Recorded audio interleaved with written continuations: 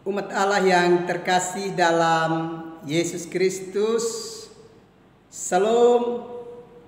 Jumpa lagi pada hari ini 14 April 2022. Sesungguhnya dalam kekuatan dan kasih sayang Tuhan, masing-masing kita sudah bisa melakukan setiap karya kita sepanjang hari ini.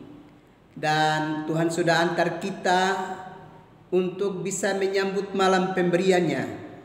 Karena itu mari bersama keluarga kita menyatakan syukur kita kepada Tuhan dan mendengarkan kebenaran firman-Nya.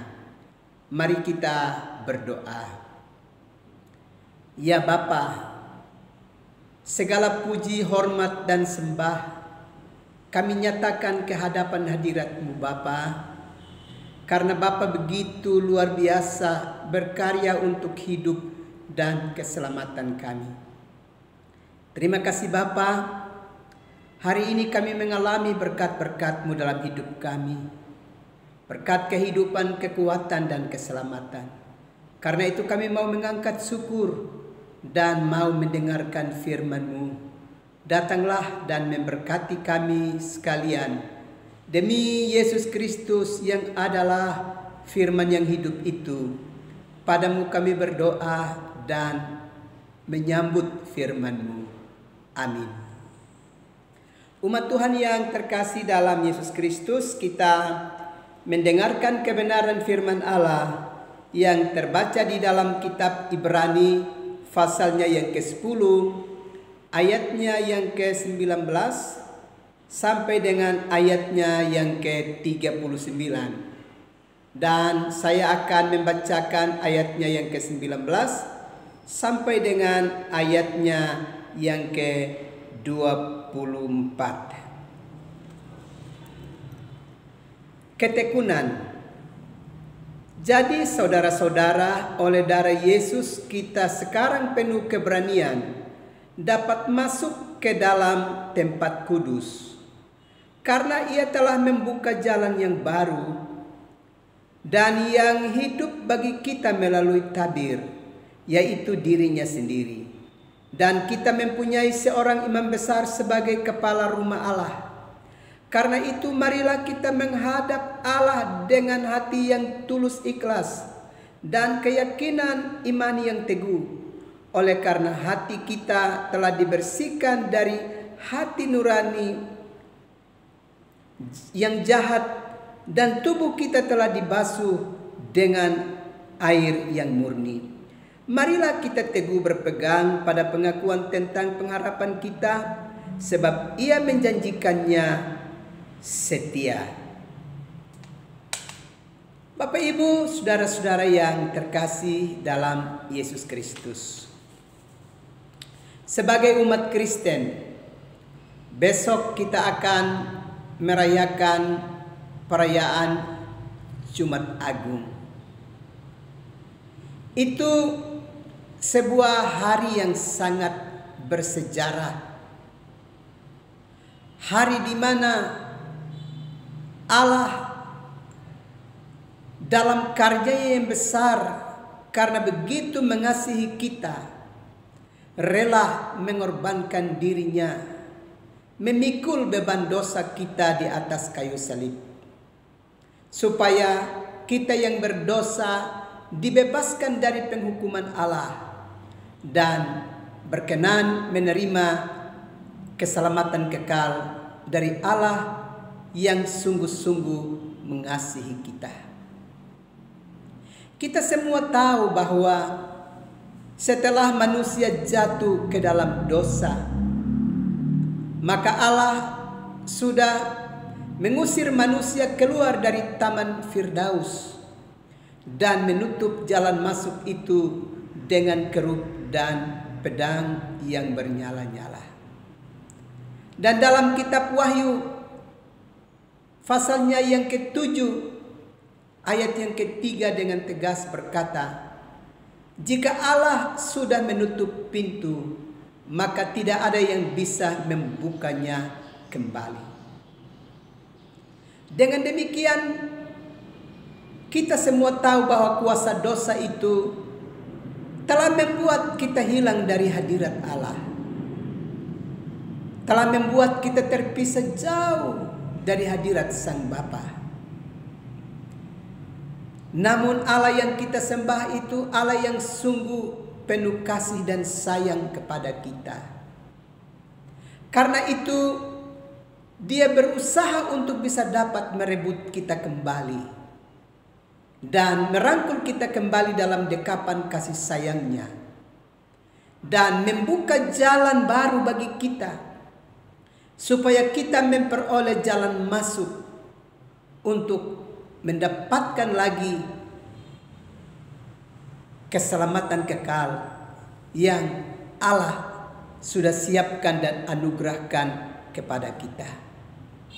Dan malam ini kita belajar dari Ibrani pasal yang ke-10 ayat yang ke-19 dan seterusnya, menegaskan bahwa oleh darah Yesus Kristus kita dapat jalan masuk ke tempat kudus. Kita harus ingat bahwa jalan itu telah tertutup bagi kita akibat karena dosa, dan bagian kita itu adalah maut. Bagian kita itu adalah kematian. Tetapi Allah dalam Yesus Kristus telah beranugerah kepada kita, di mana melalui bacaan ini kita mendapatkan jaminan bahwa oleh darah Yesus kita dapat jalan masuk ke tempat kudus. Karena Yesus telah membuka jalan baru bagi kita, dan oleh dirinya pintu itu telah terbuka kembali demi dan untuk keselamatan kita. Karena itu Bapak Ibu saudara-saudara yang terkasih dalam Yesus Kristus, kita bersyukur karena kita sedang beriman kepada Allah yang begitu mengasihi kita, yang beranugerah kepada kita, yang mau mengampuni dosa-dosa kita, dan mau merangkul kita kembali untuk kita bisa mendapatkan keselamatan kekal. Karena itu jangan pernah tinggalkan Yesus di dalam hidup kita. Kalau kita belajar bagian kitab suci ini menegaskan juga kepada kita bahwa Yesus itu adalah kepala rumah Allah. Itu berarti Yesus itu bukan manusia biasa. Dia bukan sekedar anak tukang kayu dari Nazaret. Dia adalah kepala rumah Allah. Itu berarti dialah yang punya kedaulatan untuk bisa dapat memungkinkan kita untuk bisa memasuki rumah Bapa. Dia satu-satunya. Tidak ada yang lain yang bisa mempersilahkan kita untuk memasuki rumah Bapa dimaksud. Hanya Dia. Karena di dalam kebenaran firman Allah ini menegaskan bahwa Yesuslah kepala rumah Allah. Dan untuk bisa mempersilahkan kita memasuki rumah Allah itu, Yesus lebih dahulu telah berkarya untuk membersihkan hati nurani kita yang jahat. Dan Yesus harus membersihkan kita lebih dahulu, membersihkan tubuh kita dengan air yang murni, supaya di dalam pembasuhan itu dosa kita terampuni dan kita mendapatkan kelayakan untuk memasuki rumah Bapa, di mana Yesus yang adalah kepala dari rumah Allah itu. Bapak Ibu saudara-saudara yang terkasih dalam Yesus Kristus, memang sekarang kita masih hidup di dalam dunia. Kita masih bergumul dengan kehidupan ini. Tapi bagian firman Allah ini menegaskan kepada kita bahwa Allah dalam Yesus Kristus telah mengerjakan bagiannya untuk keselamatan kekal kita. Karena itu di dalam bacaan ini menegaskan kepada kita, tugas kita adalah berharap penuh kepada Yesus Kristus yang adalah jalan kebenaran dan hidup itu, yang adalah kepala rumah Allah itu. Kita harus terus berserah diri dan berharap kepadanya. Dan di dalam berharap kepada Tuhan, tugas kita adalah saling memperhatikan, saling mendorong untuk hidup dalam kasih, dan saling mendorong untuk hidup dalam pekerjaan-pekerjaan yang baik. Jangan pernah di dalam kesempatan hidup kita ini kita saling menciderai satu dengan yang lain. Bahkan kita mengerjakan pekerjaan-pekerjaan yang jahat di dalam kehidupan kita. Kita tidak boleh melakukan bagian-bagian itu. Tugas kita adalah berharap penuh kepada Yesus Kristus.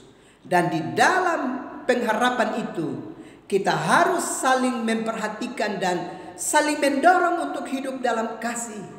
Dan menunjukkan kesetiaan kita dalam pekerjaan-pekerjaan yang baik di dalam hidup ini. Juga kita harus saling mendorong untuk selalu ada dalam pertemuan-pertemuan ibadah. Jangan pernah kita menjauhkan diri kita dari pertemuan-pertemuan ibadah. Jangan terbiasa dengan saling mengajak memasuki pertemuan-pertemuan yang hanya menghadirkan berbagai perbuatan yang menciderai kekudusan hidup kita. Tetapi kita harus saling mengajak untuk ada di dalam pertemuan-pertemuan ibadah yang di dalamnya kita bisa dapat terus memuji, membesarkan nama Tuhan, dan mendengarkan warta keselamatan yang terus diberitakan kepada kita. Dan ingat, setelah Allah dalam Yesus Kristus sudah mengerjakan bagiannya untuk kehidupan dan keselamatan kita dan keampunan dosa kita, maka jangan sekali-kali kita dengan sengaja berbuat dosa lagi di dalam kehidupan kita. Pada ayat yang ke-27 dengan jelas mengingatkan kepada kita, kalau kita sudah tahu bahwa Yesus Kristus sudah mengorbankan dirinya dan mengampuni dosa-dosa kita, dan dia telah membuka jalan baru untuk kita bisa mendapatkan bagian dalam keselamatan. Kalau kita sudah tahu warta keselamatan itu, tapi masih tetap dengan sengaja melakukan berbagai dosa dan kekejian di dalam hidup kita, perhatikan baik-baik pada ayat yang ke-27. Bagian kita adalah kematian yang mengerikan dalam api yang menghanguskan hidup kita. Ini mengerikan, saudara-saudara. Karena itu sekali lagi kita harus menghormati pengorbanan Yesus Kristus. Sekali lagi kalau kita sudah tahu warta keselamatan ini, kabar baik ini, jangan dengan sengaja lagi melakukan perbuatan-perbuatan dosa di dalam hidup kita. Karena itu hanya akan mengantarkan kita pada kematian yang mengerikan di dalam api yang menghanguskan. Ayat yang ke-27 dari Ibrani pasal 10 ini. Karena itu Bapak Ibu saudara-saudara yang terkasih dalam Yesus Kristus, mari kita sudah mendengarkan warta keselamatan bahwa Allah sudah beranugerah bagi kita dalam Yesus Kristus. Dia sudah menggantikan kita, memikul dosa kita di atas kayu salib, mengorbankan dirinya, dan dia telah membuka jalan baru untuk keselamatan kita. Karena itu tugas kita adalah saling mendorong untuk hidup dalam kasih dan saling mendorong untuk melakukan pekerjaan-pekerjaan yang baik, dan jangan lagi dengan sengaja melakukan dosa di dalam kehidupan kita. Ini harus kita lakukan sebagai hormat kita kepada Allah, karena Dia telah beranugerah bagi kita untuk kita mengalami keselamatan. Sekali lagi, jangan sengaja melibatkan diri kita dalam perbuatan-perbuatan dosa, karena akibatnya adalah kematian yang mengerikan di dalam api yang menghanguskan. Kita pasti menjauhkan diri kita dari perbuatan-perbuatan dosa, karena Roh Kudus siap membantu kita dan menolong kita. Tuhan memberkati kita sekalian. Amin. Mari kita berdoa. Tuhan Yesus, terima kasih untuk firman-Mu yang terus melawat kami. Sebagai umat percaya, besok hari Jumat kami akan merayakan kebaktian Jumat Agung. Malam ini kami telah belajar dari kebenaran firman-Mu, bahwa melalui darah Yesus kami mendapatkan jalan masuk ke dalam sorga rumah Bapa. Dan karena itu kami tidak boleh lagi melibatkan diri kami dalam perbuatan-perbuatan dosa. Terima kasih Tuhan untuk firman-Mu. Malam ini hamba mau berdoa untuk para pelayan yang Tuhan persiapkan untuk besok akan berdiri atas nama-Mu di mimbar-mimbar gereja untuk mewartakan warta keselamatan. Tuhan beri urapan khusus kepada mereka, supaya mereka sungguh-sungguh dipersiapkan untuk pewartaan pada kebaktian besok. Juga umat-Mu, mulai dari anak-anak kecil sampai orang tua yang sudah putih rambut, Allah berkenan memberkati, dan biarlah mereka ada dalam urapan-Mu, supaya besok mereka bisa ada dalam persekutuan dengan Tuhan, mengalami warta keselamatan pada hari yang sangat spesial ini. Terima kasih Bapa. Hamba terus berdoa untuk umat-Mu yang ada dalam keadaan sakit, baik di rumah-rumah sakit maupun di rumah-rumah sakit di Kota Kupang, maupun yang ada di rumah-rumah sakit di Surabaya, di Jakarta, Bandung, dan di berbagai tempat di mana umat-Mu sedang mencari para medis untuk mendapatkan pertolongan. Ya Bapa, berbelas kasihlah dengan umat-Mu. Kalau Tuhan berkenan, biarlah mereka mendapatkan kesembuhan ya Tuhan.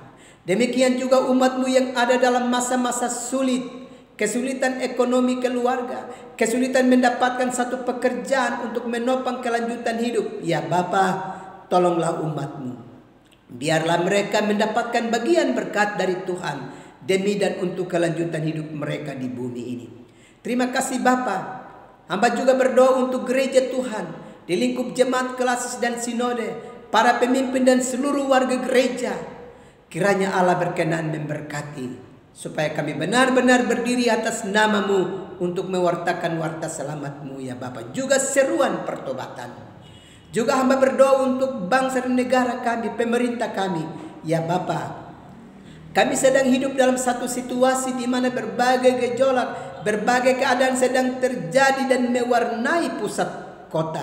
Tuhan Yesus, kiranya Allah berkenan menolong, menyelamatkan pemerintah kami, menyelamatkan rakyat kami, menyelamatkan negeri kami, rumah bersama kami Indonesia, supaya kami benar-benar terpelihara dan hidup damai, saling menghormati satu dengan yang lainnya. Terima kasih Bapa. Kami akan beristirahat malam ini. Datanglah dan memberkati kami sekalian. Demi Yesus Kristus yang adalah Tuhan dan Juru Selamat bagi kami, padamu kami berdoa dan bersyukur. Amin.